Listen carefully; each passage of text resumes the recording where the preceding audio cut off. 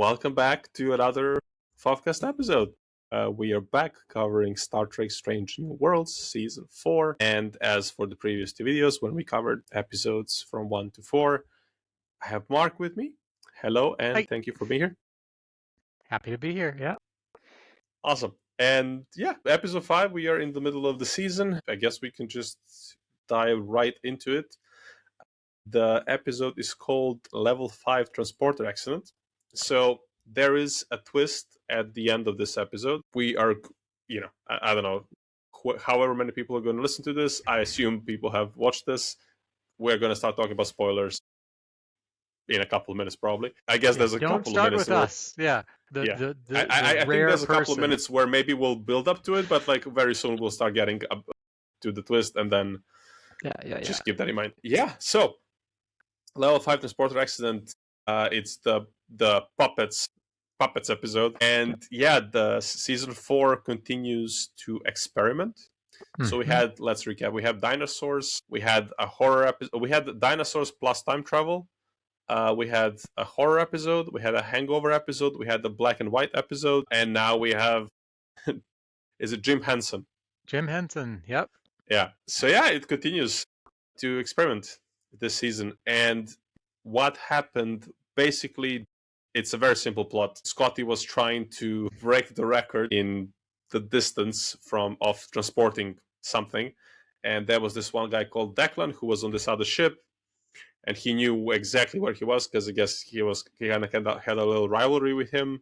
And he wanted to one-up him. And Scotty had this like terrible looking doll that he wanted to transport over there. And in this process, for whatever observational reason, like whatever scientific reasons were behind it, Spock was outside in a shuttle. Scotty hits like the lever to do the transport process, and suddenly everybody gets turned into. I keep wanting to say Muppets.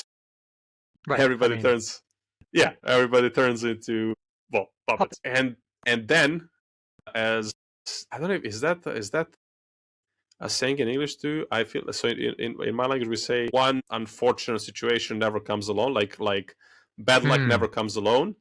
Yeah. So there's always like another one at least. And this whole situation, we have the Orions, the pirates of Orion coming over, and there's a whole thing. They take over the ship. Spock is the only one who can defend the ship, and so on and so on. And then that's kind of the plot. Like they're trying to figure out how to deal with all of this. Right. So before we get to the main thing, which we'll get to it in a couple of minutes, if we disregard the twist at the end, what did you think of the episode? Or like the whole plot, everything that's happening, all the stuff. Yeah, I mean, I've been looking forward to this episode since we started seeing trailers for season 4. And so I really enjoyed the puppets. I really enjoyed the skill and design and production that was necessary to make sure that this thing actually happened.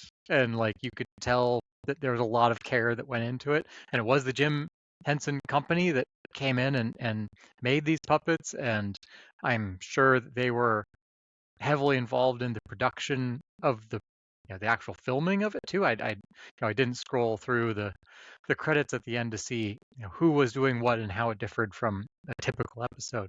But I really enjoyed that aspect of it. I think very weak on sort of. I mean, the plot itself, we get plenty, like transporter accidents happen all the time. So like that I honestly, it's like, okay, they turned into puppets. It's the holodeck. Right, exactly. And so like that didn't bother me. I mean, Next Generation, they turned into like animals, or the lemur episode where Picard became a lemur. I don't remember how that happened, but like this happens all the time in Star Trek. That doesn't bother me.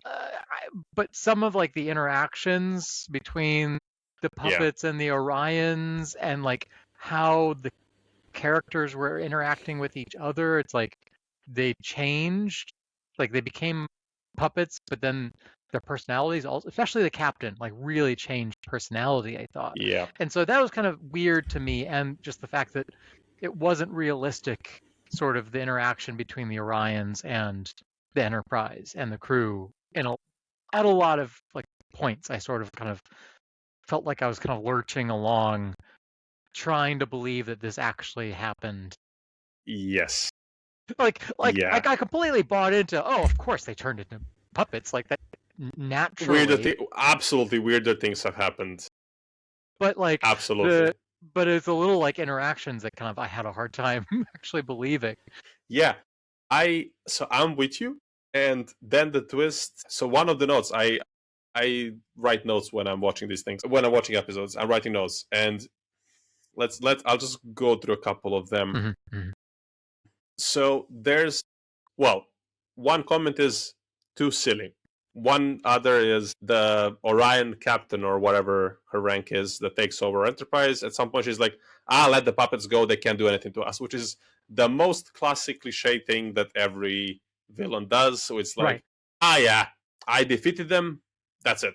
Like, no, it's Right. not it. Like, Right. you Put them in a either box. Like, I mean, like just throw or them out of the airlock. Like, what is the? Come right. on, what are we doing? Right. What are we doing here? Right. Yeah. Yeah. Then another thing was when Spock comes back to the ship to kind of take over it, he's just standing there, like he entered the bridge, and he's going and talking to like a couple of different crew members, and the Orion captain is just sitting there, like they're in the room. He's like 5 meters away from her, and she's not reacting to him until Right. the moment he goes to actually overtake her.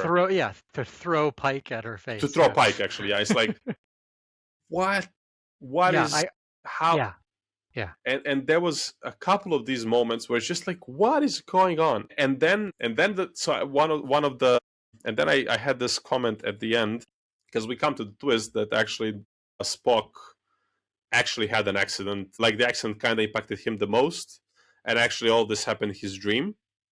Right. He was the only there was never any puppets. He was the only accident of the transporter. Yeah. And so my first initial reaction was, I'm gonna trick on the audience, comma, a bit of a cheat, question mark. And I guess we could use this as a way to excuse, because dreams don't tend to make a lot of sense. Right. Physics doesn't apply, time doesn't apply properly. Like, there's so many things. Helia floating in space, actually asking, how are we talking in space? Yeah, that's also one of my notes. Like, they did acknowledge this. It's like, oh yeah, well, maybe it's because we're puppets. How is like, there sound? Right. Yeah, there's a lot of these little moments, and the fact that there's a twist. It's actually all in his head. Okay, so at first I felt kind of like as a letdown, like it was like a trick, because I feel like they didn't actually set that up properly. Right. I felt the same. Yeah, it's like, oh, really? So I'll say there was one particular instance. I have that as a note here too. So the first time, when Spock arrives back to Enterprise, he arrives in the dock.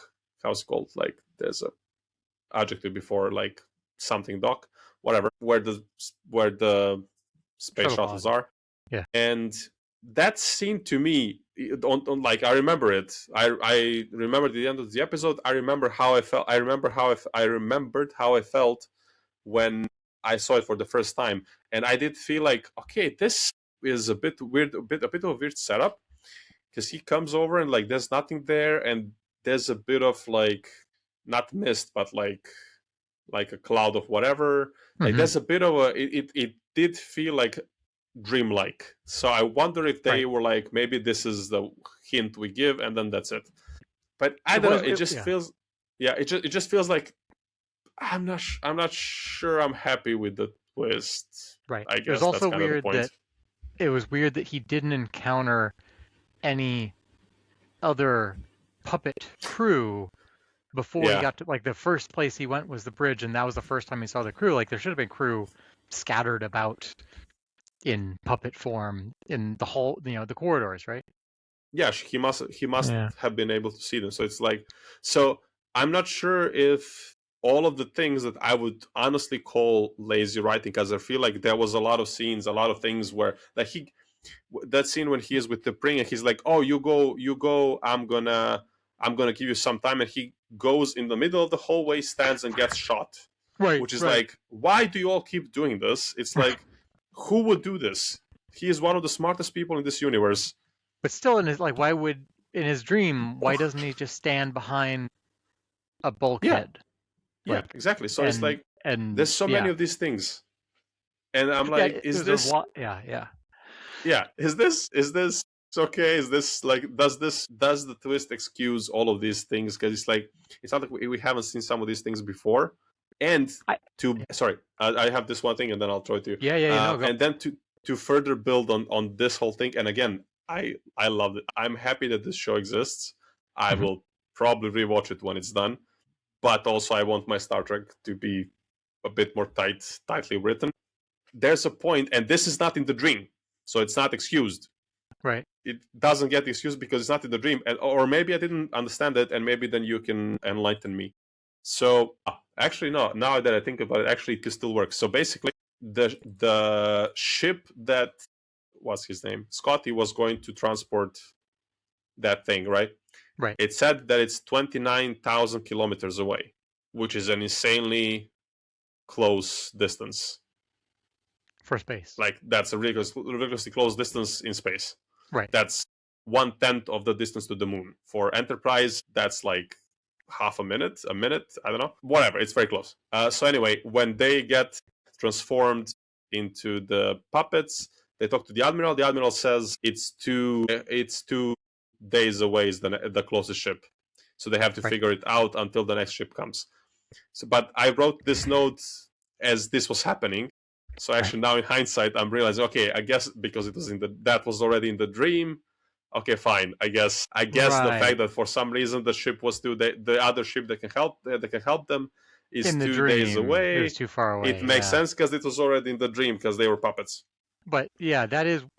I didn't even think about that. Yeah, for me that was like, oh my, what do you mean? But that still doesn't make sense because it's still Spock's dream. Like, this isn't, I don't know. Yeah, he should have still picked up. Yeah, this isn't the cook's dream, who doesn't have kilometers, clocked. Yeah, quite as well. He would know. What do you mean? The guy is in the transportational distance. Like, he's next house over. Like, he's literally next house. What do you mean he needs 2 days to come? Like, so I don't know. Like, there was a lot of these weird little things across the whole episode where I'm like, what is this? How is this happening? Right. Yeah. I think there were certain things. So, like, the character changes that I was complaining about at the beginning, those I think do get explained away by the dream, especially the captain, right? And I think it's actually kind of I really didn't like it as I was watching it until the twist at the end, because I was thinking, like, this isn't Captain Pike as he's sort of been set up. Like, he's this like he is sort of eccentric and creative and passionate and all those things, but as soon as he becomes Muppet form, he becomes like super, like, hyper, like, I don't know. It seemed like a different character, and I was sort of wondering, like, is it just because who's the actor's name? I'm blanking on the actor. He has a very cool name. Yeah, I was just thinking, is he just like a terrible voice actor, and that's why this seems weird? Anson Mount. Right. Yeah. So I was wondering, like, is he just like really, really bad at voice acting, and that's why it seems like a completely different person? But it makes sense being Spock's dream, because it sort of like that is almost how Spock sees Pike, right? As this, both like, more emotional than necessary, but also, as a captain, right? As like, and it's kind of a mirror almost to what the relationship between Kirk and Spock will be. And you got that mirror almost literally with the glass, right? I have been and always will be your friend, right? I have it. You didn't get the line, but you got the Vulcan. You got the Wrath of Khan. Yeah. Yes. Yeah. The Wrath of Khan Easter egg. Absolutely. Oh, yeah. I feel like there was a couple other small things like this, but in the episode. But yeah, that was. I was like, It's like the Leonardo DiCaprio meme, like pointing, like there it is. Right. Yeah. So yeah, I don't. What did you catch like character differences that like talk that would explain Spock's sort of internal vision of how the other characters are versus how they're actually portrayed in other episodes? I guess I feel like there was that scene when he has a couple of panic attacks, and there was Mm-hmm. one. Well, I guess the first one. Well, it's kind of the same thing both times. They just keep calling him like, "Hey Spock, we need to fix the communications. Hey Spock, we need to fix the engines. Hey Spock, we need help with the weapons. Hey Spock, we need you in the Right. medical department. No. So it's like, I guess he feels that's, I guess, probably the perception of his of how everybody else is like towards him, like they depend on him and so on and so on. Yeah. And he also keeps having this. I mean, it's obviously a theme that he's been exploring. His character has been exploring this whole time. His humanity versus being a Vulcan, which is also why we have T'Pring coming to this episode. Yeah. The one weird, I mean, the weird thing. The one thing that's again the reason why I feel like slightly cheated, slightly. I won't hold like a grudge because of it, but like still, is that you have scenes without Spock. Mm-hmm. So I feel like they should have doubled down on this, and they should have not done a single scene without Spock. I feel like there should have been more hints that this is a dream. I don't think they like it. It almost feels like a cop out by the end of the episode. It's like, yeah, but like we had quite a few scenes where Right. he is not there. Yeah, I was thinking about that too, but and I thought that at first because I watched the episode and I took my dogs for a walk and I was thinking about this. And at first I was thinking that exact same thing that, well, there were these scenes without Spock, but then, you know, we dream without us being in our dreams as well. And so, I don't know, I sort of like came full circle and said, oh, okay, it doesn't bother me as much. But I guess I would have like to see more changes to the characters to sort of get more insight into Spock's perspective on them. I don't know. I just think that A would have given us a few more hints that this might not be reality or that reality has been changed. And Yeah, yeah, and I'd just be curious. But like, it does make sense. Like, another kind of scene or two scenes primarily the scene towards the end when they're in the ready room or whoever T'Pring's quarters. I can't remember where they all like gathered as they were making their yeah, big plan. yeah, And T'Pring screams, and I'm like, well, that's not going to happen. Like she's yeah. even But even in the most chaotic situation, like a Vulcan is not going to But they keep lose it saying, like they that. even say like, "Oh yeah, it's because she's a puppet now." So I guess this can happen. Like, there's a couple of these moments where it's Hmm. like I can buy it. I would have. I almost wish this wasn't a dream. Right. Like, because No, then I it's do like, too. okay, I wish it fine, wasn't too. I wish it wasn't too. it's fine. Okay, like okay, they were puppets. They can float in space. The second Pike was out, I was like, he's fine. Oh He's a yeah, puppet. yeah, We saw what's her name, Pelia, being sliced in half. She lived. yeah. This is a pup. Like it's obviously fine. So he will be fine. So I was completely not surprised when we No. saw him actually being alive. So that's why I'm like, and then when they said, okay, she's a Vulcan acting like this, but okay, they say, oh well, I guess she's a puppet, so maybe that's why. You're a bit weird, but I guess we're all a bit different. So fine. And then it's like, okay, now I'm not sure what to think, how to feel about this. So yeah, Yeah, yeah. there's one thing. Oh yeah, go Yeah, ahead. no, go with your question first. I was gonna ask where you put this in the five Ah, episodes now, if we're thinking where they're ranking in the season. honestly, this is kind of like tied last with Oh Hangover. no. With which one? Hangover. Okay, yeah. Like Yeah. the best one, and it's not even close at this point for me, was episode 2 for me. And then Which I just one, rewatched last night. sorry. I just rewatched it last night. It's pretty Oh good. yeah, yeah. Better Like than I liked it the first time. fair enough. Which Yeah. is also a good sign, actually. Yeah, when things get better on a rewatch rather than the other way around.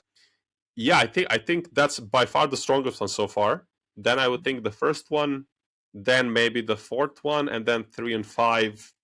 I would say this is maybe like the least, just because of the twist. Right. The twist is what ruins it for me. Or not, it doesn't ruin it. I still, it's Star Trek. I still had a nice time. I like the crew, whatever. Ethan Peck is amazing as Spock. He's cool. It's whatever. But yeah, what about you? I think it's middle of the road. Yeah, I don't. If it wasn't a dream, I would hope that they would have fixed some of the weird kind of characters and interactions and plots and things that we were kind of commenting about, and then it would be better. But because it's the dream, it's still, for the same reasons you. I wish it wasn't a dream. But it's maybe like third in the because I think up till this point it was getting better each episode. This time I think a little bit offset, but still I still really liked it. And yeah, I think I'd put it as number 3 or 4 of 5. Okay. Yeah. I mean, they are all relatively close in quality, except like number 2 for me, it's like a properly good episode of this show. Like one of the better ones. Anyway, I do want to say one quick thing. For me, that was amusing. Did you watch Brooklyn Nine-Nine? No, I have no. Well, I really love this show. It's a very good show. It's a very dear show to me. I think I rewatched it like 3 times at least. Anyway, the guy who plays, let me see, Iachi, or however it's pronounced. So it's the pirate guy that was giving a therapy session to Spock. That is, I will probably mispronounce, Joe Lotruillo, who plays Boyle in Brooklyn Nine-Nine. Okay. And I was thinking, like, when he first showed up on the view screen, I was like, that's something's up with this person. I couldn't figure out. And then when he was talking with Spock, and he just like sits down, hey, so what's up? What is your issue? I'm smelling a thing here. And he just goes, honestly, he goes full Boyle, which is the thing that they keep saying in the show. And he did go full Boyle. And I was like, and especially in hindsight, this is one thing that's made better for me. I think Orions are made better for me definitely because of the twist, because they were absolutely incompetent. Yes. Like they were so incredibly incompetent. But okay, because it was a dream, it's fine. But Boyle, I mean, I'm gonna call him Boyle because it's a cooler name than the character in Star Trek. He was really cool. I was just very happy to see him because I really love Brooklyn Nine-Nine. It's a very wholesome show. So yeah, that was my little. Cool. Yeah, no, I've never watched it, so soft highlight of the. I really enjoy. I agree completely with you that, but even before the dream sequence, I liked those scenes, those interactions between the first officer, the second in command, and Spock. It was still fun, even though the rest of the Orion seemed incompetent, where he was just funny. Yeah. I'll say also that was an amazing scene at kind of at the beginning. So when they first talk to Orions, and there's that moment where they're about like, you see the conversation is kind of heading towards a problem, and then you just see Spock like going around the bridge, just and they're like, well, there seems to be only one guy able to do anything here, so I think we're gonna maybe hop over. And it was well done. Like that was a well shot little bit. Right. I laughed. I just appreciated that. Yeah, I laughed when Ortega's said, while they're still on the screen, maybe they didn't see us. like Jesus, maybe they're not looking at me right now. Yeah. Like, okay. And I think that was her line as well, because Uhura and Ortega's both were like yelling at Spock, come help us, like, hey, get the comms on, hey, get the helm on. And at some point, I think it's Ortega's that says, Enterprise is a ship, not a telephone. Right. So that was also like a solid line. Like there were good stuff in this episode for sure. It's just I don't know. I just feel like if they gave us more hints, if we had only scenes with Spock or some other creative way of like making me, I don't know. I just feel like Well, when This you either shouldn't rewatch have been it, a dream, or at least right, she should have been better hinted at. right. Well, when you rewatch it, maybe you'll find maybe those hints are Yeah, just buried and we missed them. could be. As I said, like I really did feel the first time I was literally exactly the first time I was thinking. Sorry, I didn't say that properly. I remember as Spock was arriving, getting out of the shuttle. I remember Hmm. thinking at that very moment, this feels a bit weird. So maybe that was more, and I just didn't pick up on it. It could be. I will probably watch this at some point, and then yeah, I'll see. But Right. still, I'm just happy we are watching Star Trek. Yeah, At the end of the yeah. day, it's yeah. And one another thought I had on my walk was we've had so much kind of Kirk build up, and now with this episode on Spock, it's just like so clear that they were ready for the spin-off series that eventually didn't get the green light because you're getting so deep into these characters, Yeah, prepping them for kind of I mean, they're prepping us to kind of connect back into the original series, but you know we don't need to do that. Like there, I think there's a lot of work that has gone into some of this writing with the hope that there could be this spinoff kind of pre-original series with the original cast. But yeah, it's just too bad that we're not going to get that. But do you think we're it's happy we're getting what we're getting. yeah? Do you think it's gone, or like because obviously I'm following as well, but like do you? I know it's like extremely. I know it's unlikely that it will happen, but do you Hmm. think like it's just like that's it, like completely set? You already completely made peace with it's not happening, or do you think there might be like a I haven't made peace with it's not happening, but I don't think it's happening. I think we're honestly, I think somebody needs to buy Star Trek from Paramount or buy yeah CBS from Paramount before yeah we'll get back to Star Trek again. Just given all, everything happening with the parent company at this point, that doesn't yeah seem to be it's very wild. very in line with Oh, for Federation sure, values. ethics and morals and Yeah, values. Yeah. yeah, well said. But not to end this on a downer, even though this is I don't know. I have a tiny sliver of hope that somehow they will greenlit this one because I really I was hope. looking I forward hope. to I seeing. hope. Yeah. But I mean, it really does seem that it's completely gone. But let's see. At least we have two more seasons of Star Trek Right. Right. And CBS, to look out for. you know, as we were watching Academy earlier this year together, and CBS did almost nothing to promote that show.